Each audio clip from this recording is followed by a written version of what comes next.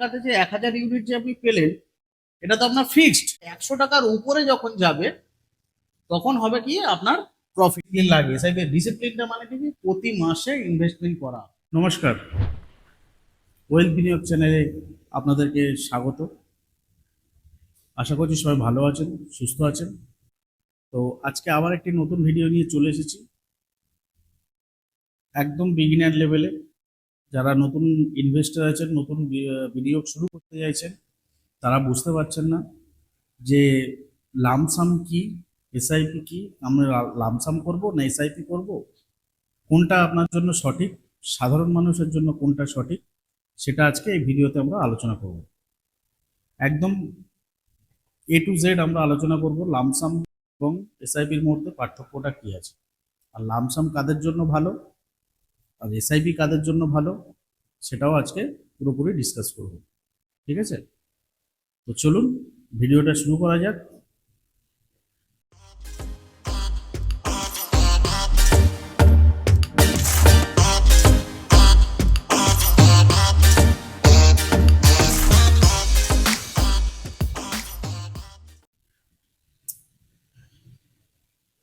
আজকে তাহলে আমরা কি দেখবো ভিডিওতে? মিউচুয়াল ফান্ডে লামসাম না এসআইপি, কোনটা ভালো, সাধারণ মানুষের জন্য কোনটা ভালো, সেটা আজকে আমরা ভিডিওতে দেখব।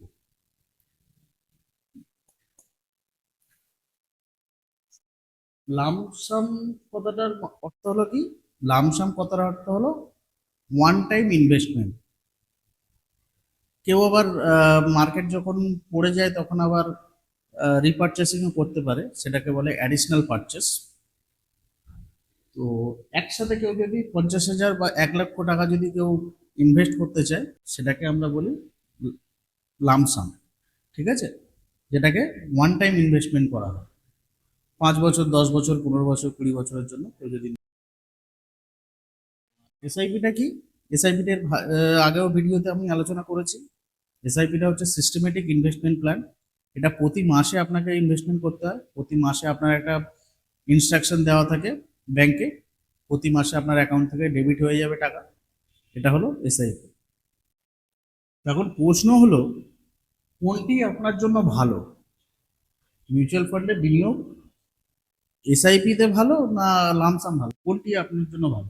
আজকে আমরা ভিডিওতে জানবো লামসাম আর এসআইপি এই দুটি মিউচুয়াল ফান্ডে বিনিয়োগ পদ্ধতির মধ্যে পার্থক্যটা কি, আর কোনটা আপনার জন্য সঠিক হতে পারে। ঠিক আছে, প্রথম আমরা কি দেখব, লামসাম কি। লামসাম প্রথমে বলি, লামসাম মানে হচ্ছে একসাথে অনেক টাকা একেবারেই মিউচুয়াল ফান্ডে বিনিয়োগ করা।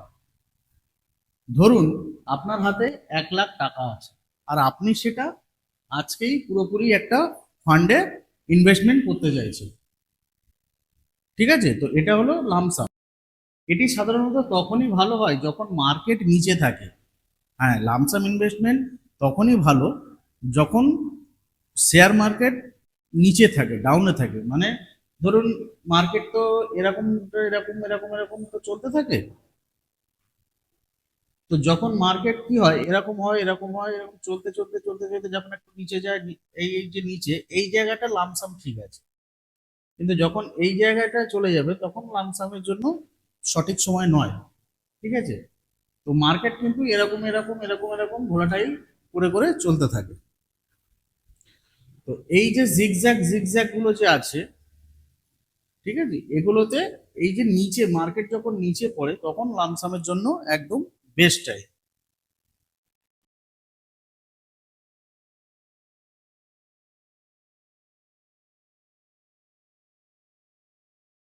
কি বলছে, মার্কেট নিচে থাকে বা আপনি মার্কেট টাইমিং সম্পর্কে একটু অভিজ্ঞ, কিন্তু এতে রিস্ক বেশি। যদি মার্কেট হঠাৎ পড়ে যায় আপনার পুরো বিনিয়োগ ক্ষতির মুখে পড়তে পারে। যদি আপনি স্টক মার্কেট নিয়ে যদি আপনি অভিজ্ঞ হয়ে থাকেন, তাহলেই আপনার জন্য লামসাম বেটার। ঠিক আছে, কারণ এতে একটু রিস্ক বেশিই থাকে, এসআইপির তুলনায় এতে রিস্ক বেশি। যদি মার্কেট হঠাৎ পড়ে যায় আপনার টাকা অনেকটাই মাইনাসে যেতে পারে। হ্যাঁ, তাই বলে এই না যে আপনার টাকাটা পুরো জলে ডুবে যাবে বা জলে যাবে। আবার ধরুন এই ধরুন এই চলছে এই চলছে এই চলছে, এখানে ধরুন আপনি পারচেস করলেন, এখানে পারচেস করলেন, করে দেখলেন পারচেস করার পর দেখলেন মার্কেট এরকম ফল হলো, মার্কেট ফল হয়ে নিচে গেল, আপনার কি হলো, আপনার দেখা যাচ্ছে যা টাকা আছে সেখান থেকে দেখা যাচ্ছে টাকা মাইনাসে গেল।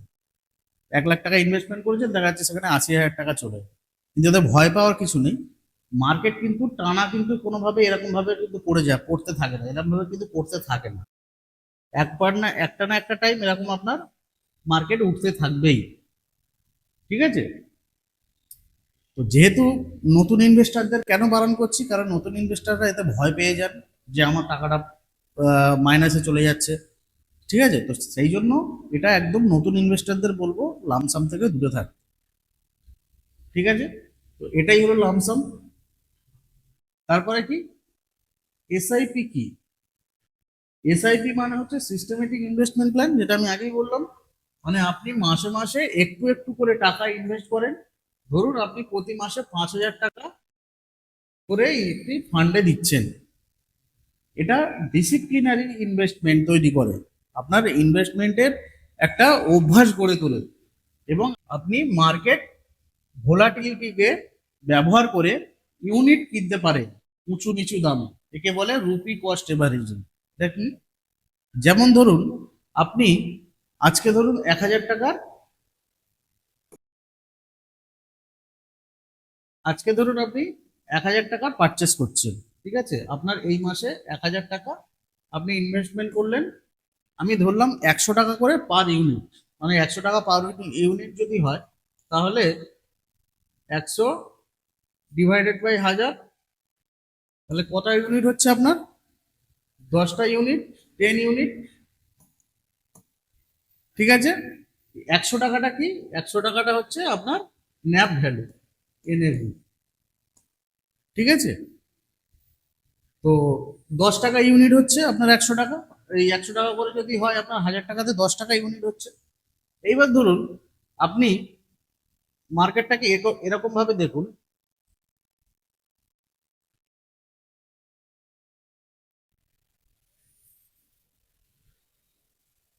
দেখা যাচ্ছে আপনি এখানে এই মাসে ধরুন আপনি 1,000 টাকা এখানে ইনভেস্টমেন্ট করলেন, এখানে আপনি পেলেন এক 10 ইউনিট।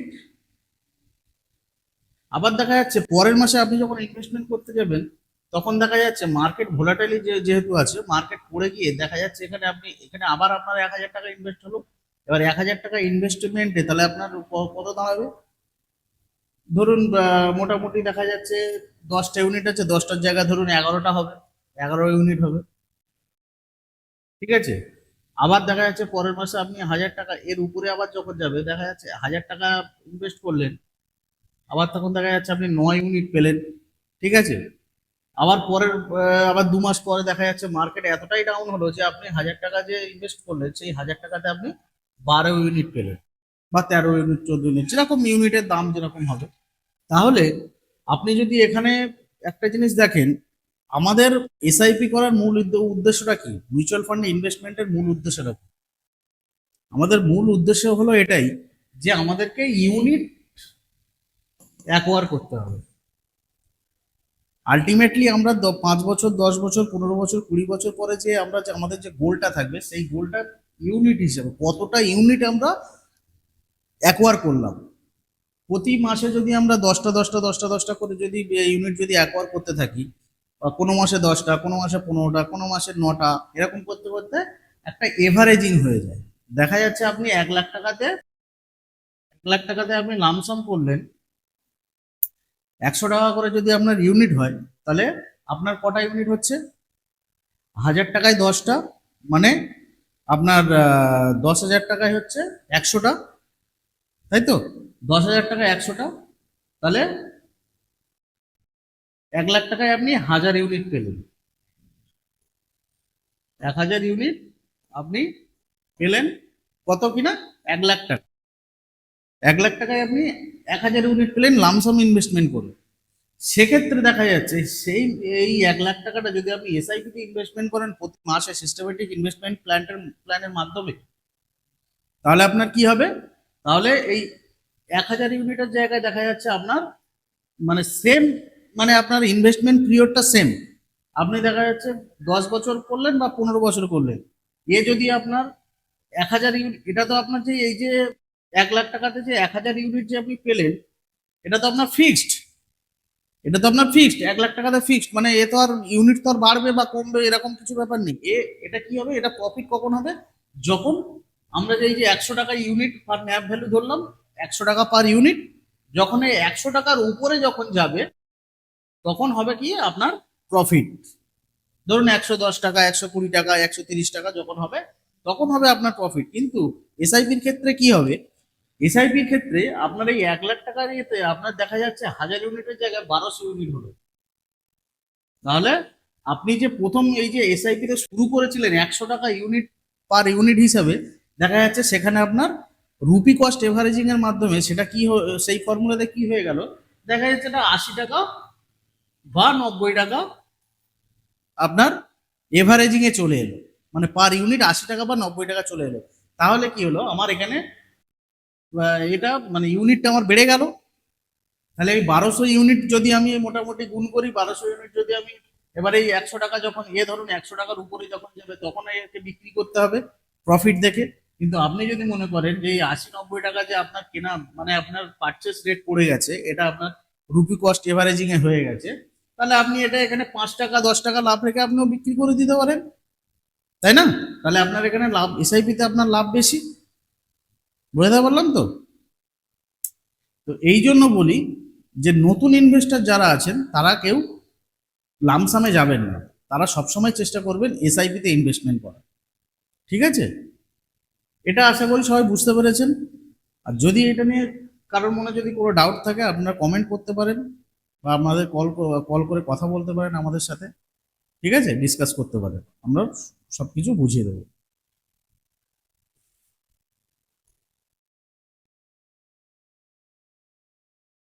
তাহলে এসআইপিটাও আর লামসামটা বুঝিয়ে গেলেন। এইবার একটা জিনিস আমি এখানে একটা লামসাম এবং এসআইপির মধ্যে একটা পার্থক্য আমি এখানে দেখাবো, যে চার্ট আমি এখানে দেখিয়েছি একটা পার্থক্য দেখাবো। লামসামে কি,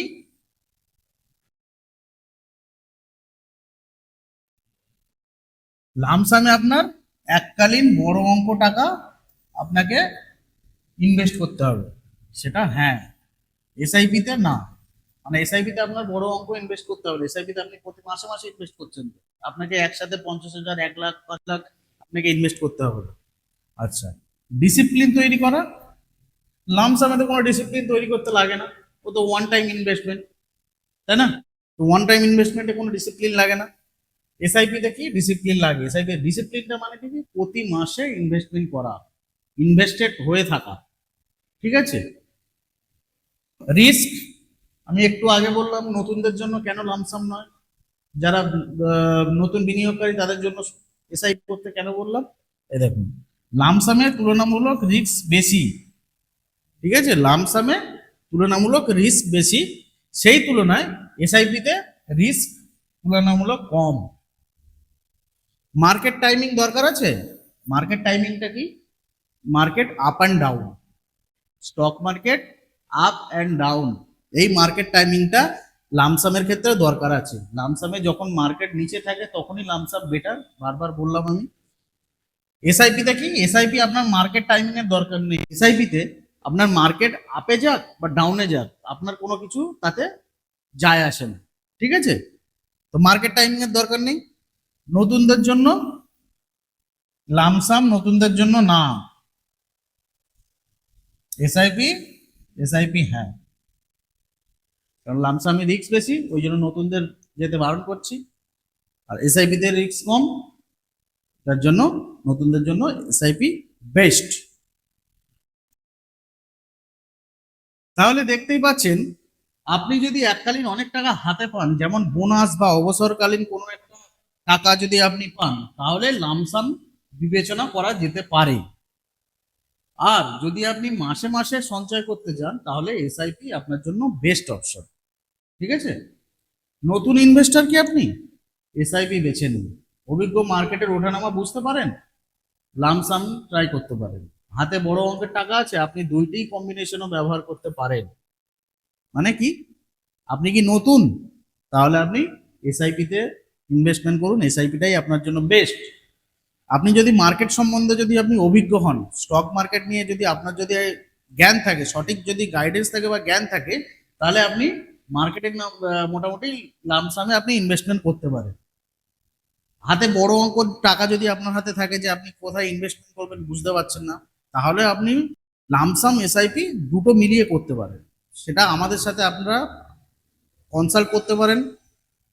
ঠিক আছে, আমাদের সাথে কনসাল্ট করলে আমরা আপনাকে সঠিক গাইড করব যে কোনটা লামসাম, যদি আপনার কাছে বেশি অ্যামাউন্ট থাকে লামসামে দিতে হবে না এসআইপিতে দিতে হবে। লামসাম থেকেও কিন্তু ইনভেস্টমেন্ট করে সেই টাকা মান্থলি আপনার একটা ইন্টারেস্ট নিয়ে সেখান থেকেও কিন্তু এসআইপি করা যায়, সেটাও একটা প্ল্যান আছে।